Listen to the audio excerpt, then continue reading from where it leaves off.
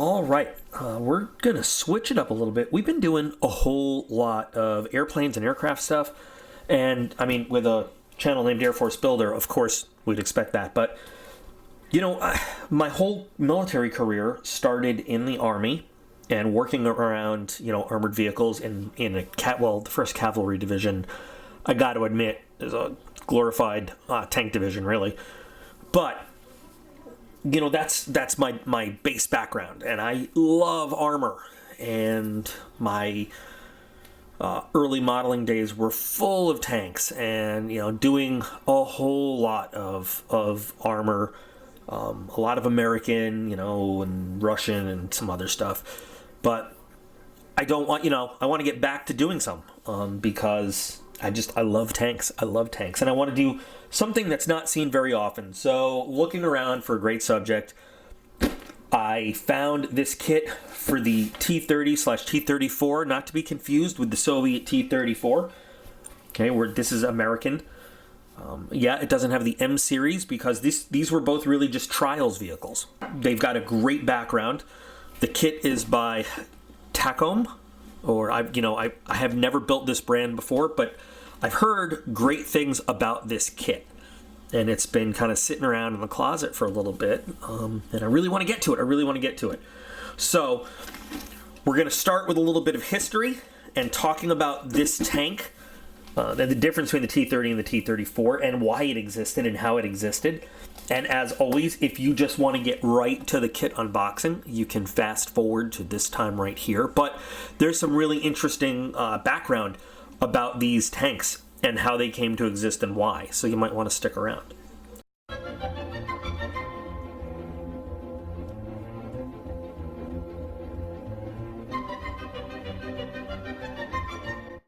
So the T30 and the T34 were both outgrowth models of a tank that goes all the way back to the M26 Pershing.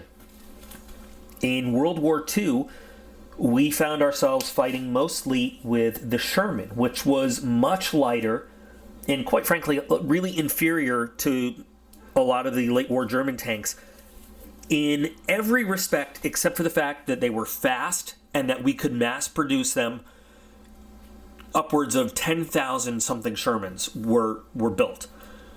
Maybe more. I don't know the exact numbers, but we could produce them by the thousands, literally thousands, and basically swamp the Germans. And yeah, they might take out 9 of the Shermans, you know, like a Tiger might take out 9 Shermans, but that 10th one is going to have at that point maneuvered behind it and be able to hit it in the rear armor where it's light and take it out.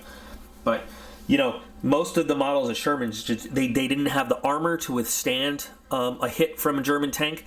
They didn't have the firepower to take out a German tank in a frontal shot. You know, it was all about just swarming them and maneuvering and taking shots where the armor was weak if they could get there. Late in the war, when we were facing things like Tiger IIs and Panther tanks and everything, the U.S. Army said, we need a heavy tank. We've got to have something that can take these guys one-on-one. And that's when they started the program in 1943 to build a heavy tank that could face those very heavy German tanks on equal footing. And, you know, they ended up with the M26 Pershing. The M26 Pershing was great, you know, when they finally fielded it. It had a, 90 millimeter gun. They worked on a version with a 105 millimeter gun. It just wasn't there. It was better. It still was considered a little inferior to German models. But it fielded very limited numbers in Europe late in the war. It was good, better than the Shermans, but, you know, it was what it was. As they were doing that, they started working on even heavier and heavier tanks. And, you know, the M26 led to a project called the T29. And the T29 was really seriously a heavy tank. While they were building the T29, they also led to different series just playing with different ideas. They had the T30, the T32, and the T34. The T34 was the ultimate kind of heavy, armor-penetrating, heavy tank that they came up with. The T30 was really interesting because the T30 was armed with a 155 millimeter main gun. So anyway, what they ended up doing was they kind of lengthened the chassis that the M26 Pershing had, because they needed a lot more ground weight distribution because this tank was going to be huge. They came up with a larger turret. It had a crew of 6, because when they started talking about, and I'm focusing mainly on the T30, T34 here, and moving on from like when they're talking about the T29, the T29 was massive. It had a bigger gun and everything, but when they were considering if they needed even more firepower with the T30 and the T34, the T30 had a 155 millimeter main gun. That's howitzer sized. The rounds were so big; they were separate loading. They were the round and they were the separate powder charge. It was so big that they started experimenting for the first time with an automatic loader. There were 2 loaders because the rounds were so big and heavy, and it had an abysmal fire rate because it was so big. But they, 155 millimeter main gun, super heavy tank. It was something at 60 tons, which is, close to what a fully loaded M1A2 weighs today. And for those days, that was insane. When they wanted to get even better armor penetration, they actually lowered the caliber of the gun for the T-34, but they took an anti-aircraft gun, the M1 120 millimeter anti-aircraft gun, and they fitted it to the turret, which had a much higher muzzle velocity. With the lightweight armor-piercing round that they could put into the that 120 millimeter gun, they got muzzle velocities of over 4,000 feet per second. That was the ultimate armor-piercing, armor-killing tank design that came after out of the World War II era. And the T-34 was, the gun was so big, and that's what you see depicted here in this picture. This is actually a T-34. The gun was so long and heavy that they actually had to weld extra weight, extra armor to the rear of the turret just to counterbalance the gun. So they were just crazy designs, all designed to take out those German heavy tanks and be able to give America, something that could counter what the Germans had, because the Germans had some amazing heavy tanks. Now, unfortunately, while the M26, the T26 E1 and E2, which became the M26, were able to be fielded in small numbers with the 9th Armored Division in Europe, if you've ever seen A Bridge Too Far and that battle that went on there, that's kind of where the M26s were used. The Battle of Remagen, capturing those bridges and everything. The T30 and the T34 never quite made it, or the T29 for that matter, never made it into combat, and for a number of reasons. Even though Germany had surrendered, there was talk, could they still be used in the Pacific? Well, quite frankly, the dock loading cranes we had at the time to put them on ships couldn't support that weight. They had trouble with the 46-ton weight that they were already dealing with for the upgraded and up-armored versions of the M26. There was just mass producing these things was not going to happen. The T30 and the T34, there was only 2 of them of each one even built, and they weren't fully ready until 1947. When it came time for Korea, we had already moved off of these tanks, and we're looking at the M26 Pershing and upgraded versions of that, and then they had kind of pulled back and said, maybe we don't need beasts that are this big, and they had come up with the M46 and the M47 patent, which led into the M60. So the T30 and the T34 were some just massive brutes on the battlefield, or would have been anyway. So they had ordered 10 of the T29s and ended up delivering 8 just for field trials and experimenting. They had 2 T30s and 2 T34s that they tested. Some of them are in museums today, but the work on the T-34 was very much instrumental when they developed the M103 heavy tank, which served, briefly with the Army in very small numbers and the Marine Corps in small numbers, which you don't hear about very much because they never really saw combat, but they were the last heavy tank that the U.S. fielded before they went to the main battle tank concept. So, very important in history, in armored history. Something you don't see very often, you don't hear about very often, but huge mammoth tanks. Giant lumbering behemoth, 6-man crew, driver, assistant driver, commander, gunner, and then 2 loaders. So awesome. And this kit gives us the opportunity to build either the T30 or the T34. And I think I want to build the T34 because that was kind of the ultimate outgrowth of this program. There's a lot of cool history you can look up online if you're interested. So let's take a look at the kit though and see what we've got here, because I'm really curious, never having built this brand. People often, they hear T34 and they automatically default to the Soviet T34, which is one of the best tanks in World War II. So here, this is a big instruction booklet. Let's see. So here's some tips. Here's a parts map that we have, and you know what? I don't see any, like, not used stuff. That's cool.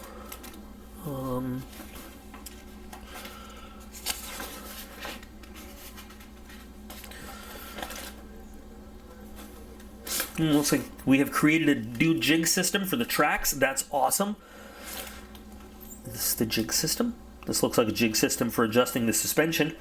But as usual, as with most kits of armor, you're starting by putting together the lower hull and the suspension. I always like to start with the turret. For some reason, that's just how I do it. But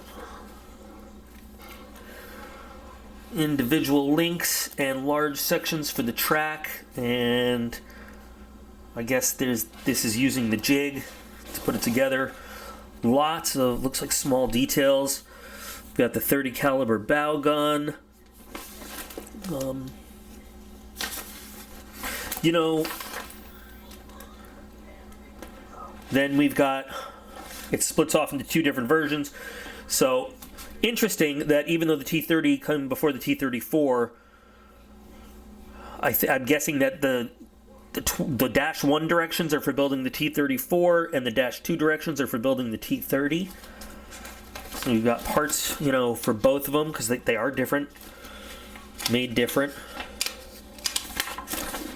Much more weight, like I said, on the T34 than the T30. So we've got lower hull assembly. And yeah, so it just goes straight through. Some are the same, but then you've got all the differences between the 1 and the 2. And then here's 16.2 and 17.2, and then this is where you really got to make sure you're watching the version you're building. We move on to the turret. And it looks like a lot of the turret has commonality.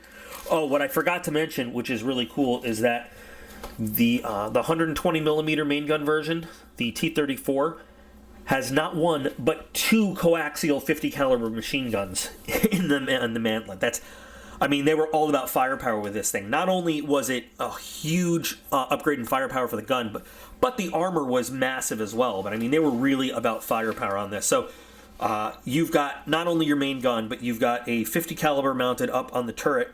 You've got 2 coaxial 50 calibers and then a 30 caliber in the bow.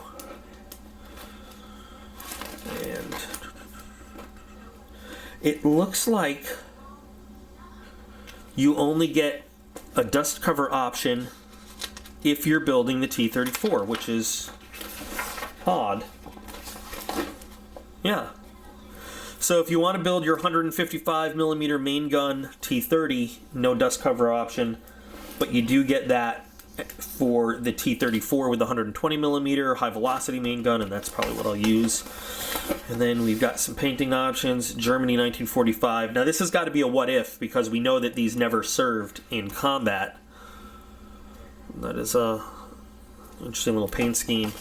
I mean, all of these would have simply been, yeah, these are all like kind of what ifs.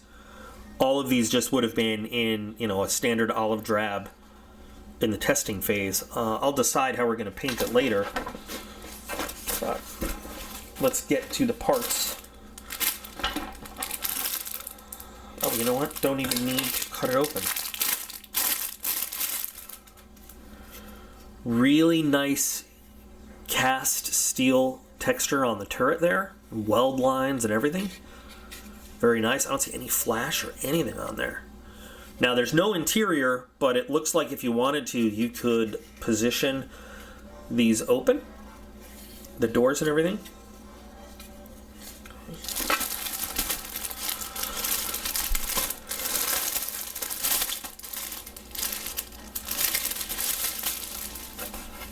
And here's the turret bottom, and what's really cool is because this is so convenient, you can put this on, and this is an enormous turret for a World War II vehicle.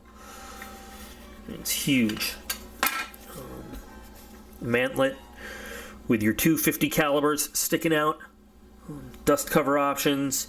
This is the dust cover mantlet.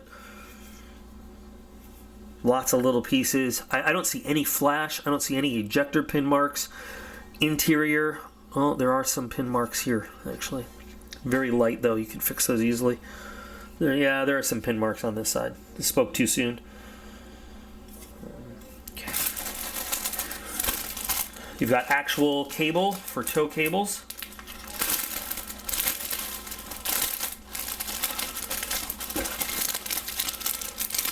Bag open. I can't get into it. There it is.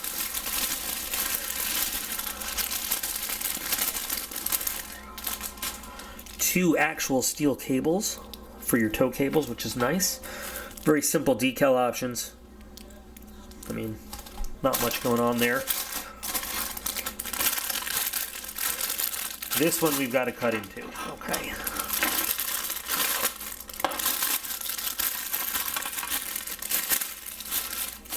So lower hull piece. Crisp detail on it, not a whole lot going on, but it's got it. And these, I think, oop, there we go. These fell. I think these are the track and suspension jigs, which I read in the directions. These are polypropylene, not styrene or anything, so glue won't, if you're using standard model glue, won't stick to it. So you can feel free to, you do what you will with it. And that's pretty cool, actually. So you can put your idler and your drive sprocket on there and then just glue the tracks on there. That's actually an awesome way to do it, and then slip it off and put it on the hull. Can't wait to see how this works in real life. Nice idea.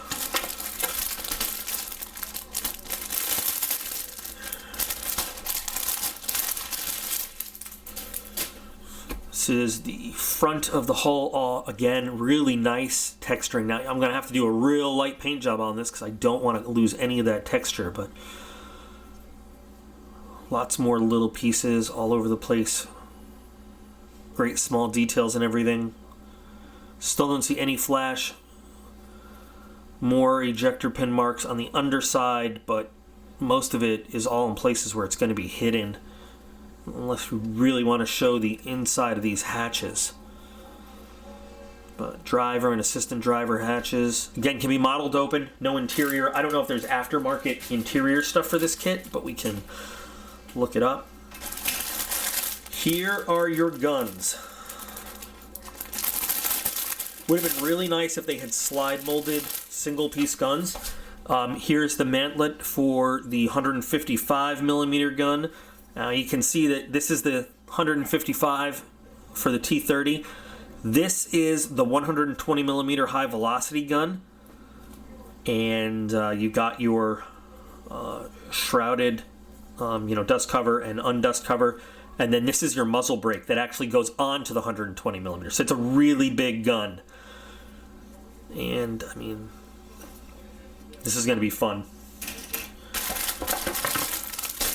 And here we've got, looks like the fenders and hull parts,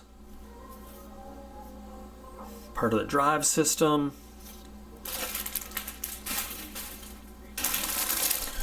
Well, we've got some clear parts, periscopes and stuff. I'm going to leave that in the bag for now.